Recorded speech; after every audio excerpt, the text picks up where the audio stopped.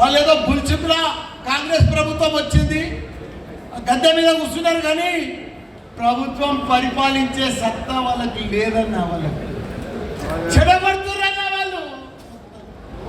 మన సీఎం కేసీఆర్ గారు 10 ఏళ్ళు కళ్ళల్లో ఒత్తులేసుకొని రాష్ట్రాన్ని దేశంలోనే నంబర్ 1 రాష్ట్రంగా అభివృద్ధి చేసిందన్న, ఒక ఆదర్శ రాష్ట్రంగా తయారు చేసిందన్న మన సీఎం కేసీఆర్. 12,769 గ్రామాలు ఉంటే ప్రతి గ్రామంకు గ్రేవ్ యార్డు, డంపింగ్ యార్డు, మళ్ళీ క్రీడా మైదానం, నర్సరీ, ఇవన్నీ కూడా తాగునీరు సాగునీరు చేసిన ఘనత మన సీఎం కేసీఆర్. దేశంలో ఎక్కడ లేదు మన లెక్క అభివృద్ధి, మన లెక్క రాష్ట్రం. కరెంటు కానీ ఉత్పత్తి కానీ ఇవన్నీ కూడా ఉన్న పంట వండితే అసలు రోడ్లు, గోదాములు, రైస్ మిల్లు సరిపోలేదన్న 3 లక్షల మెట్రిక్ టన్నుల ధాన్యం పండించిన ఘనత మన సీఎం కేసీఆర్ అన్న.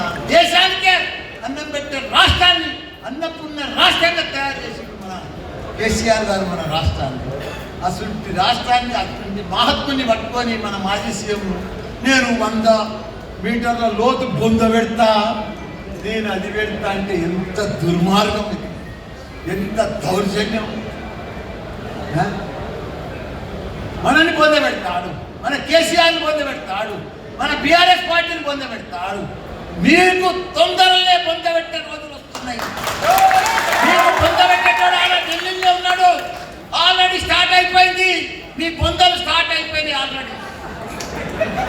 మొన్ననే ఢిల్లీలో ఇండియా కూటమిలా ఆఖరికి 3 జరిగిపోయారు.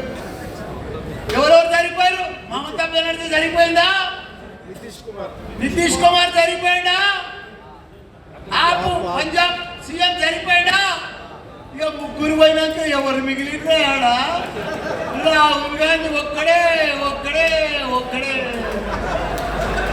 ఆయన 2వ జోడో యాత్ర పోతే మిగతా పార్టీలన్నీ జోడో యాత్రకి వెళ్ళిపోయి